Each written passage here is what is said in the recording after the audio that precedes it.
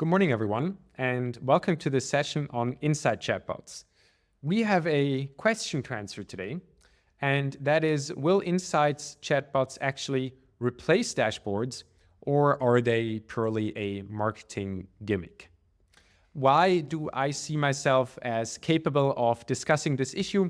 I'm actually a techie by background, originally working on machine learning and natural language processing problems. But I have been in the insights and market research industry for quite a few years now, as I co-founded Caplena in 2018. And Caplena is a software as a service helping companies analyze their user feedback, their customer feedback, but also employee feedback.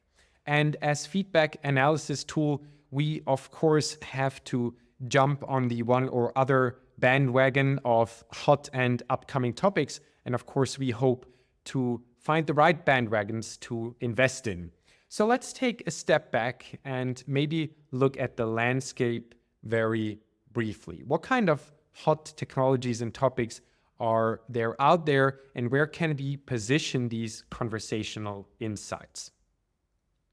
This is the Gardner hype chart, as I'm sure you're familiar, or most of you are familiar with it already. It usually starts with a technology trigger that will then take this hype technology to a peak of inflated expectations, from which it will drop to a trough of delusionment, and then potentially climb up the slope of enlightenment again until reaching the plateau of productivity in a final stage. I want to make one addition to this. This is my personal interpretation, but I do think that quite a few ideas will actually not make it and end up rather in the graveyard of ideas than on the plateau of productivity. Now, what does this mean in our context of feedback, feedback collection and analysis? I want to make a couple of examples here and position them on this graph. Now, before doing that, I would like to point out that this is purely my own opinion that I'm stating, and already now sorry for those on which toes I step by maybe not marking the one or other technology as the next big thing. So let's have a look at a couple of examples. The first one I want to mention are chatbots. Chatbots in the sense of feedback collection. So we've had this topic since quite a few years already, that chatbots should be used when collecting customer feedback so they could dive in deeper with the user, ask follow-up questions, and therefore get more information from them. Now, I think we have the hype part and the trough of disillusionment already behind us for this specific technology. And while they have been maybe over-promising a bit in the past, I do think that now they are on the rise again with actual applications that can really provide value. So I'm optimistic here that this technology will actually come to provide practical and real-world results in the coming years. A second example, one rather for the graveyard, in my opinion, are blockchain services. I don't think they ever took off, and from the most recent presentation titles at conferences, I don't see a lot of them, of the talk remaining on them. One of the super hot topics of the moment are generative responses. This can come in multiple forms. We see some companies employing technology to upsample certain segments that might be undersampled or very expensive to get. But we also see research agencies experimenting with actually replacing respondents entirely. So just generating responses and then basing their analysis on that. So at the top of expectations, at the top of inflated expectations, let's see where it takes us. I'm still a bit skeptical on many of these applications, but also curious to be proven wrong on this one in the future. One example that we state for the sake of completeness are dashboards. They're very clearly on the plateau of productivity. And finally, the topic of today, conversational insights. Now here I do think we're actually shortly behind the peak of expectations. We see quite a few of these applications implemented already. Maybe a third of the tools or so that I use already have some kind of co-pilot or assistant or chatbot integrated, however they call it. But now I think it's about the time to see what true value can these systems deliver beyond the initial marketing. And that's what we're here to discover today.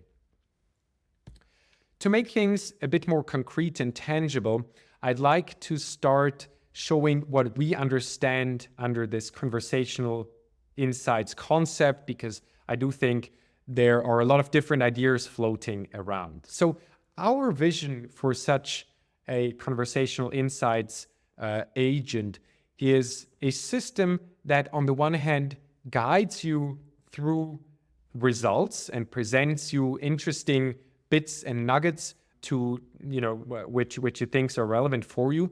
But of course, it will also answer your specific questions, your research questions, based on the data that it has at its hands.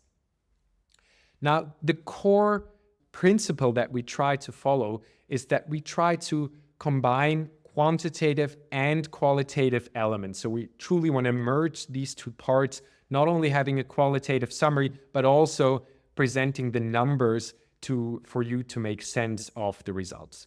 So let's have a look at this very short example. Here, we're looking at airline data. Lufthansa is one of our clients, but of course, this is not Lufthansa data. This is publicly available data, airline reviews that we have analyzed. And let's check out what such a conversational insights agent could do for us in a couple of demo questions. So first of all, we can let it present insights to us. As I mentioned, we just click Next Insights and it will show us the most common topics, the most common positive or negative ones.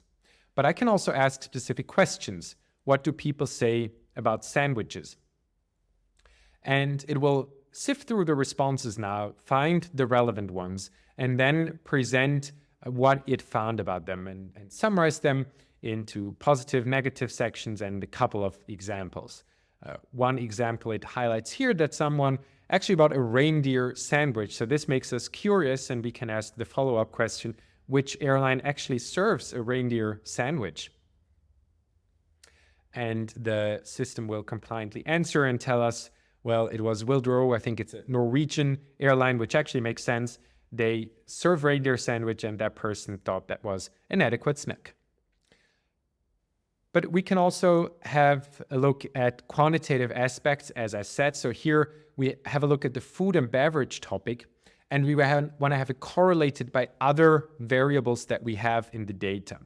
And we now see how unhappy people were with the food and beverage selection depending on other variables. So here we can, for example, see that in Latin America, people are over average unhappy with their food and beverage selection, whereas in Asia, they're under average unhappy or over average happy with their food and beverage selection. So this showed a couple of examples on what is possible, and let's summarize this briefly and put it in a couple of bullet points. So what can these systems do? They can provide a qualitative summary of basically anything that might be in the data can be queried, can be summarized in a qualitative fashion.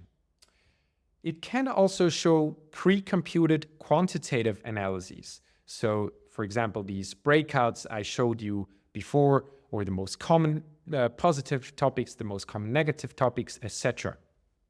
But what it cannot do is that it can provide any arbitrary quantitative analyses that you can think of now. So I couldn't just ask it to do a correlation analysis between two random columns if that was not a feature that we had actively implemented before. Why not? I think it makes sense now to briefly look under the hood of how these kind of systems work.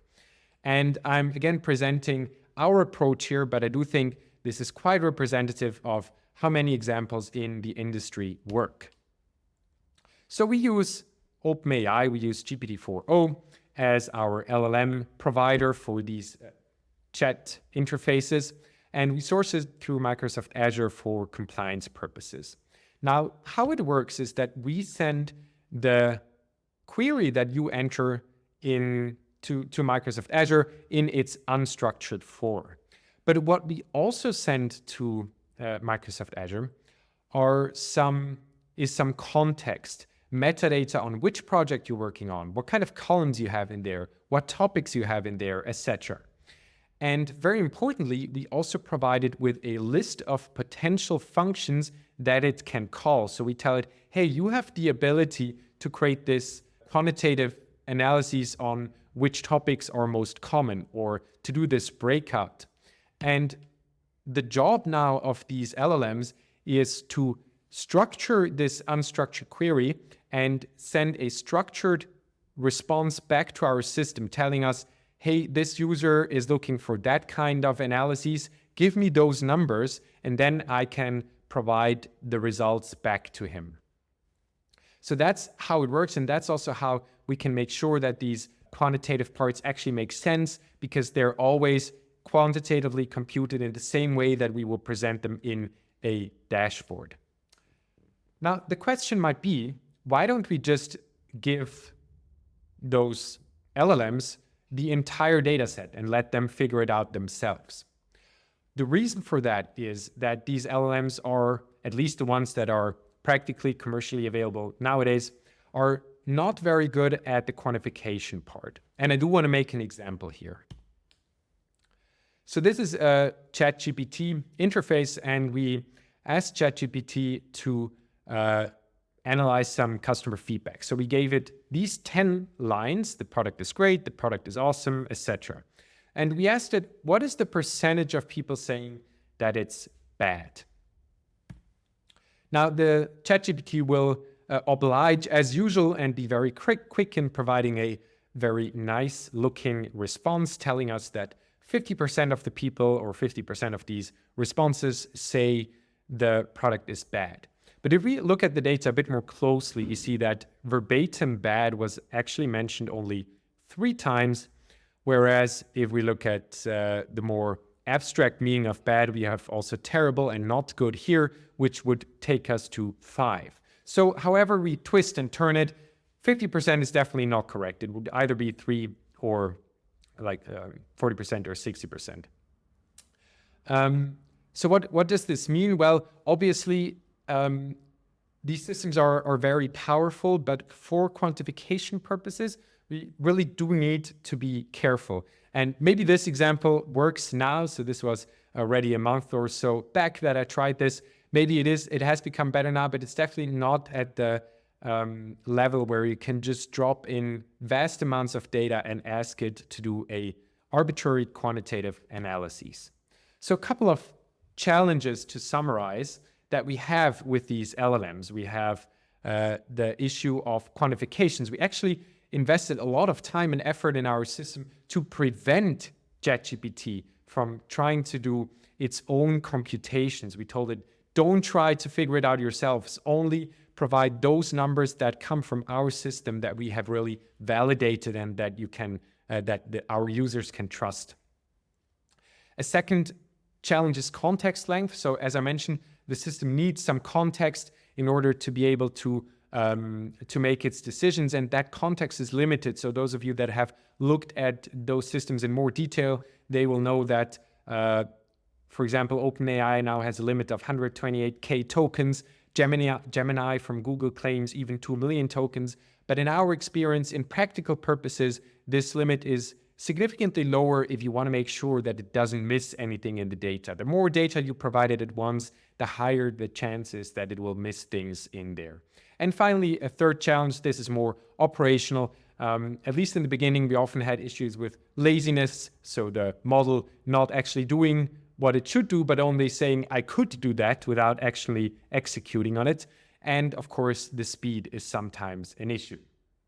So a couple of challenges that we have, but of course, also a lot of opportunities as I showed them in the beginning. Where does this leave us now? So I hear many of you say, well, from the information you showed me now, isn't it basically just a dashboard with more words? So a fancy dashboard or an interactive dashboard with some more focus on qualitative results? And in a way, that is not wrong. We don't have suddenly some magical new computations or analyses that we can do. It's mostly the same analyses that we would have in dashboards with this added components of qualitative elements. But there is one significant difference in my opinion, and that is the train of thought. If you work with these kind of chat-based systems, you hopefully get a usable answer within 10, 20, maybe 30 seconds most. Now, if you have a dashboarding tool, even if it's very powerful and even if you're a proficient user, it will often take you 5, 10, maybe even 15 or 30 minutes to build the right chart, to make the right split, to get the right segment, and then find the answer to the question you were looking for. And there's a big difference between having an answer within 10 seconds or 10 minutes. And the difference is that you will ask more questions. You will follow your train of thought more diligently until the end and continue your research based on these intermittent results that you got. Whereas if every intermediate step takes 15 minutes, you're probably not going to do that many steps.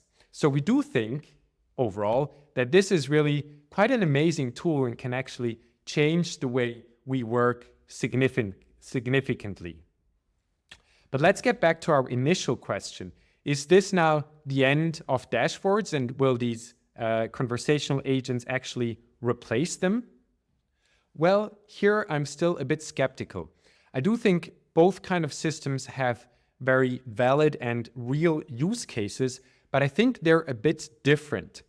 Now, when we rolled out these systems in the start of this year, and we did some first tests with our power users, for example, Flixbus, we actually assumed that those conversational insights interfaces would be a new way for non-proficient users to interact with the data. So people from marketing, maybe people from product that don't interact with this customer feedback on a regular basis, but that just here and there have a specific question to ask. However, based on the feedback that we got and the usage statistics, we see that it has more gone into the direction of being an expert tool. So someone that is not proficient with the data might prefer to look at a dashboard first, just to get a broad overview of what is happening, because you cannot formulate deep questions if you don't know what is going on in the big picture. So the direction we have been moving in and the use case we are focusing more and more on is that these conversational insights are a tool for power users that want to go into the details, that have specific research questions to answer. And one more example on how this might look like is, again, here from this airline data. So if I ask the system nowadays, what do people from Europe say? Then it will query the data, will do a split and segment on the Europe, on the country variable and filter for the ones that gave feedback in Europe. And it will provide you a very detailed analysis already. So it will not only give you a qualitative summary on positive and negatives, but it will also, for example, show you which topics significantly differ between one area and the other. So example here, the ground staff is perceived more positively in Europe, whereas the punctuality is perceived less positively in Europe compared to other regions of the world. And this is accompanied with detailed stats and charts that allow a power user to really answer the specific research question they have. So we do think both systems will continue to work in parallel, and this is also the area that we are now actively working on, integrating the dashboards and the reports more closely so that you can go from a conversation to a dashboard very quickly and then present the findings that you have found here in conversational form in a more persistent way potentially also to other stakeholders in the company. And with that, I'm coming towards the end of my presentation. So I do hope there are a couple of nuggets that you can take away. And of course, if you have some user feedback, customer feedback, or employee feedback, and you would like to know if you could make more out of that feedback, we'd be very happy to look into that together with you. And with that, thank you very much for your attention, and happy to answer any potential questions coming up now.